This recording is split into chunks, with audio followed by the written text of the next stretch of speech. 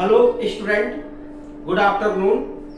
Student, आज हम त्रिकोणमिति सरसमीका के बारे में डिस्कशन करेंगे कि त्रिकोणमिति सरसमीका क्या होता है। तो स्टूडेंट, सबसे पहले मैं आपको यह बता दूं कि सरसमीका और समीकरण में अंतर क्या होता है। तो जैसे हम एक बीजगणितीय सरसमीका लिख रहे हैं स्टूडेंट, और एक समीकरण लिख रहे हैं, इन दोनों में पहले अंतर करना सीख जाओ, ठीक है। तो स्टूडेंट, मैं यहां दोनों लिख रहा हूं, देखो a प्लस बी का whole square is equal to A square plus 2ab plus B square. ये क्या है स्टूडेंट? यह बीजगणित सरसमीका है। और यहां पर देखो, for every a comma b belong to integer, integer को z से निरूपित करते हैं। a और b z में पाया जा रहा है, मतलब इंटीजर को हिंदी में पूर्णांक कहते हैं। a और b दोनों के दोनों पूर्णांक हैं, ये समझो, ठीक है। a comma b belong z, जब आप समुच्चय पढ़ लेंगे तब समझोगे बिलोंग का मतलब क्या होता है। बहरहाल आप इतना यह समझो कि a और b दोनों पूर्णांक हैं। अब पूर्णांक का कहां से कहां तक रेंज होता है? 0 से दाईं तरफ जाओगे धन संख्या होगा, और 0 से बाईं तरफ जाओगे तो ऋण संख्या होगा। तो 0 से धन संख्या, 0 से दाईं तरफ धन संख्या, और 0 के बाईं तरफ ऋण संख्या। तो 0 के दाईं तरफ धन संख्या यानी धन पूर्णांक, और 0 के बाईं ओर ऋण पूर्णांक, यानी 0 से लेकर के 1 2 3 4 5 एंड सो ऑन अनंत। और 0 से जब लेफ्ट साइड में जाएंगे अर्थात बाईं तरफ जाएंगे, -1 -2 -3 and so on minus infinite तक। इतना बड़ा पूर्णांक का ग्राफ होता है, ठीक है स्टूडेंट। मतलब अगर हम ग्राफ प्लॉट करें तो पूर्णांक यही है, 0 के दाईं तरफ इनफिनिट, 0 के बाईं तरफ माइनस इनफिनिट। ये संख्या 1 2 3, अब ये संख्या -1 -2 -3, और भी इसके आगे संख्याएं हैं, और भी इसके आगे संख्याएं हैं, इसके आगे संख्या धन संख्या, और इसके जस्ट आगे ऋण संख्या। तो ये ग्राफ जो बना, ये क्या है? पूर्णांक का ग्राफ है, ये आप जानते होंगे। तो a और b बिलोंग z, a और b z में पाया जा रहा है, मतलब a और b पूर्णांक है, मतलब ये संख्या रेखा पर कहीं न कहीं होगा। तो ये a और b दोनों धन संख्या है, तो 0 के दाईं तरफ a और b कहीं न कहीं पाया जाएगा। तो a और b का वैल्यूएशन देखो, चाहे आप a और b का कोई भी धन संख्या ले लो, a और b का कोई भी धन संख्या ले लो, इस आइडेंटिटी को संतुष्ट करेगा, मतलब इस सिस्टम को संतुष्ट करेगा। a और b कोई भी धन संख्या ले लो, मतलब a और b कोई धन संख्या लो या कोई ऋण संख्या लो, और दोनों धन संख्या और ऋण संख्या कैसे होने चाहिए? पूर्णांक होना चाहिए। मतलब a और b कोई पूर्णांक ले लो और इस सिस्टम में रख दो a और b के स्थान पर, तो यह संतुष्ट होगा, मतलब बायां पक्ष बराबर दायां पक्ष हो जाएगा। तो इसको सर्वसमीका कहते हैं। क्या कहते हैं? सर्वसमीका कहते हैं। अब समीकरण क्या होता है? देखो x प्लस 5 इक्वल टू 13, ठीक है स्टूडेंट। तो जरा इसको आप सॉल्व करो, तो x बराबर 13 माइनस 5, x इक्वल टू 8। अब देखो x बराबर 8 यहां पर रखो। ये जो समीकरण आप देख रहे हो ना, ये जो सिस्टम आप देख रहे हो स्टूडेंट ना, x बराबर 8 यहां पर रखो, और देखो क्या होता है। ये हो जाएगा 8 plus 5 equal to 13, 13 equal to 13, देखो संतुष्ट हो गया। तो अब x बराबर 8 जो यहां पर रखे हो, 8 के अलावा कोई संख्या ले लो। सपोज x इक्वल टू 9 ले लिया, x के अलावा कोई संख्या ले लो, मतलब x बराबर 9 लिया। अब x के स्थान पर 9 रखो, तो क्या संतुष्ट हो जाएगा? नहीं।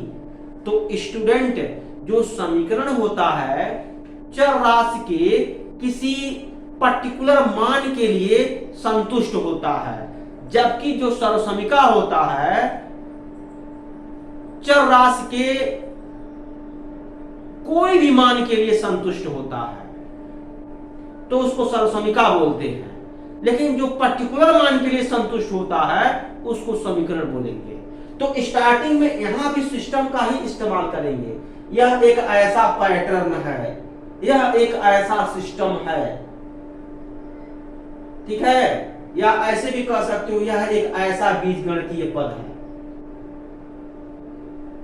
यह एक ऐसा सिस्टम है जो ए और बी के प्रत्येक मान के लिए संतुष्ट हो जाए, उसको सर्वसमीका बोलते हैं। और यहां पर देख लो, यह एक ऐसा सिस्टम है जो x के पर्टिकुलर मान के लिए संतुष्ट हो जाए, पर्टिकुलर मान के लिए संतुष्ट हो जाए, तो उसको क्या बोलेंगे? समीकरण बोलेंगे। अब यहां पर्टिकुलर का मतलब केवल एक मान के लिए कह सकते हो। तो यह एक ऐसा सिस्टम है जो x के सिर्फ और सिर्फ एक मान के लिए संतुष्ट होता है, तो ऐसे में इस सिस्टम को समीकरण कहते हैं। समझ में आ गया? समीकरण और सर्वसमीका में अंतर ये होता है। जो सर्वसमीका दोनों में चर होते हैं, खास बात क्या है, सर्वसमीका में भी चर होता है और समीकरण में भी चर होता है। सर्वसमीका का जो चर होता है स्टूडेंट, वह उस चर के अनेकों मान के लिए संतुष्ट होता है, अनेकों मान के लिए संतुष्ट होता है, तो उस सिस्टम को सर्वसमीका कहते हैं। और यहां पर क्या है, यह एक ऐसा सिस्टम है जो चर के सिर्फ एक मान के लिए संतुष्ट होता है, तो इस सिस्टम को समीकरण कहते हैं। समझ में आया? ये दोनों में डिफरेंस होता है, सर्वसमीका और समीकरण में। अब बात आता है त्रिकोणमितीय सर्वसमीका। तो जो त्रिकोणमितीय सर्वसमीका होता है स्टूडेंट, थीटा के प्रत्येक मान के लिए संतुष्ट होता है। क्या बोलेंगे? थीटा के प्रत्येक मान के लिए संतुष्ट होता है।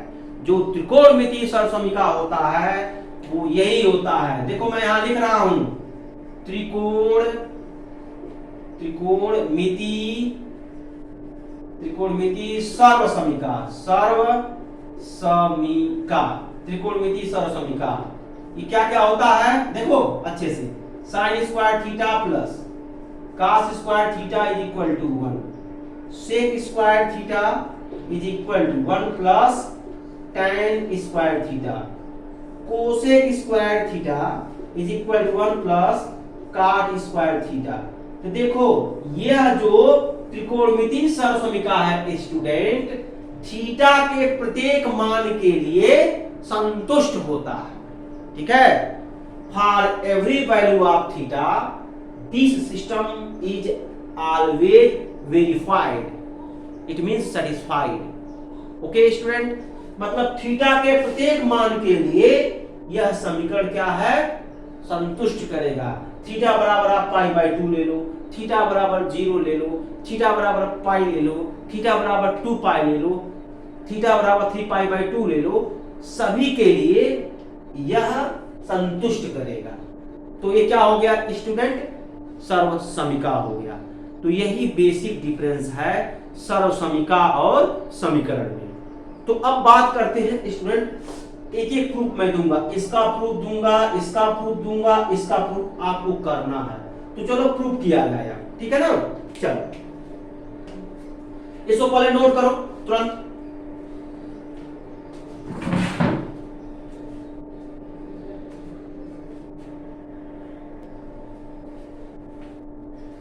अब देखो स्टूडेंट, अब हम सर्वसमीका प्रूव करेंगे। जो तीन सर्वसमीका लिखे थे ना, sine square theta plus cos square theta is equal to 1, sec square theta is equal to 1 plus tan square theta, cosec square theta is equal to 1 plus cot square theta, इसको बारी बारी से प्रूव करेंगे। तो सबसे पहले हम first सर्वसमीका prove करें। चलो देखो, यह पहला सर्वसमीका है sine square theta plus cos square theta is equal to 1। इसका प्रूफ देखा जाए, ठीक है ना। तो इसका प्रूफ कैसे देखेंगे? समकोण त्रिभुज बनाएंगे। एक समकोण त्रिभुज यहां कंसीडर कर लो स्टूडेंट, समकोण त्रिभुज, ठीक है। ओके स्टूडेंट, तो यह हो गया आपका ए बी सी। यहां लिखेंगे माना कि त्रिभुज ए बी सी में कोण भी 90 डिग्री, कोण भी 90 डिग्री, कोण B A C equal to theta, कोण B A C equal to theta. तो ये आपका एंगल हो गया स्टूडेंट थीटा। अब क्या करेंगे स्टूडेंट? पाइथागोरस का प्रमेय लगा लो। लिखेंगे क्या? पाइथागोरस के प्रमेय से,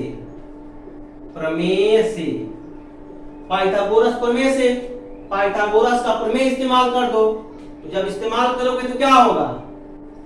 AC का square equal to AB square plus BC square, AC square equal to AB square plus BC square, ठीक है ना स्टूडेंट। ये पढ़े होगे कि कोण पर का बना वर्ग शेष दो भुजा के वर्ग के योगफल के बराबर होता है। ये पाइथागोरस प्रमेय का कथन है।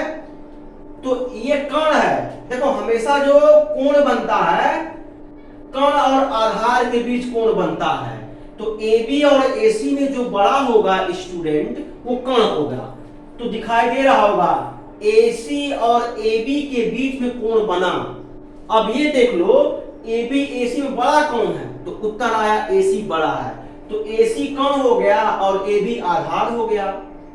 नियमानुसार कण और आधार के बीच में कोण बनता है, तो बचा हुआ भुजा BC वो लंब हो गया। ऐसे हम डिफाइन कर लेंगे कि एक समकोण त्रिभुज में कौन कण है, कौन आधार है, कौन लंब है। अब वही नियम लगा दिए, कण पर का बना वर्ग शेष दो भुजा के वर्ग के योग के बराबर होता है। तो AC square equal to AB square plus BC square. अब यहां से देखो AC स्क्वायर से भाग दे दो, तो यहाँ AC स्क्वायर दोनों पक्षों में, समीकरण के दोनों पक्षों में AC स्क्वायर से भाग देने पर भाग दे दो, तो AC square by AC square is equal to AB square by AC square plus BC square by AC square. Okay student, अब ये हो जाएगा 1 इक्वल टू AB बटे AC whole square plus BC बटे AC whole square. This equation can be written as BC by AC whole square, ठीक है, ऐसे लिखो ना, कोई दिक्कत नहीं। AB by AC whole square plus BC by AC whole square is equal to 1। अब इस त्रिभुज में स्टूडेंट देखो क्या करेंगे, त्रिभुज ABC में कोण B बराबर 90 डिग्री, कोण BAC इक्वल टू थीटा, तो साइन थीटा लगा लो। साइन थीटा इक्वल टू लाल बटे कक्का से बताए थे ना सेटिंग कैसे, किस तरीके से सेट करेंगे कि हमको त्रिकोणमितीय फलन का मान याद होगा। तो साइन थीटा बराबर लंब बटे कोण, तो लंब क्या है BC, तो यह हो गया BC बटे कोण AC हो गया। cos थीटा बराबर बताओ लाल बटे कक्का से क्या होगा, आधार बटे कोण, तो ये आधार है बटे कोण AB बटे AC। अब इनके मान को यहां पर पुट कर देंगे, BC बटे AC के प्लेस पर sin थीटा पुट कर देंगे और AB बटे AC के प्लेस पर cos थीटा पुट कर देंगे। तो ओवरऑल क्या हो गया student, cos square theta plus sin square theta is equal to 1। अब ये तो क्रम विनिमय नियम पालन करता है, इसको लिख सकते हैं sin square theta plus cos square theta is equal to 1। देखो प्रूफ हो गया ना, प्रूफ दैट हो गया ना स्टूडेंट, इसको नोट करो।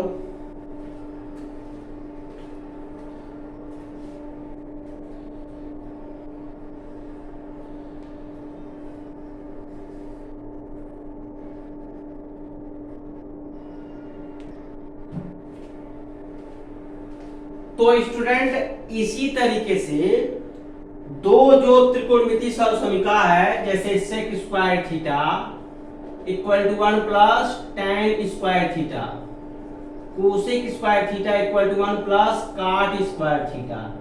इस दोनों त्रिकोणमितीय सर्वसमीका को प्रूव कर लो। प्रूव कर लोगे ना? इसमें भी स्टूडेंट समकोण त्रिभुज लेंगे और पाइथागोरस प्रमेय अप्लाई करेंगे और भुजा में संबंध आ जाएगा। उसके बाद किसको किस में डिवाइड करना है अकॉर्डिंग टू प्रूफ, प्रूफ को देखते हुए काम करेंगे। तो ये दोनों आप जो है सॉल्व करेंगे, ठीक है। तो आज का लेक्चर स्टूडेंट यही समाप्त होता है। अगले लेक्चर में इससे रिलेटेड कुछ क्वेश्चन सॉल्व कराएंगे। सर्वसमीका पर आधारित जो प्रश्न है स्टूडेंट, उस पर हम क्वेश्चन सॉल्व कराएंगे। ओके स्टूडेंट, ठीक है ना? बस यही तक।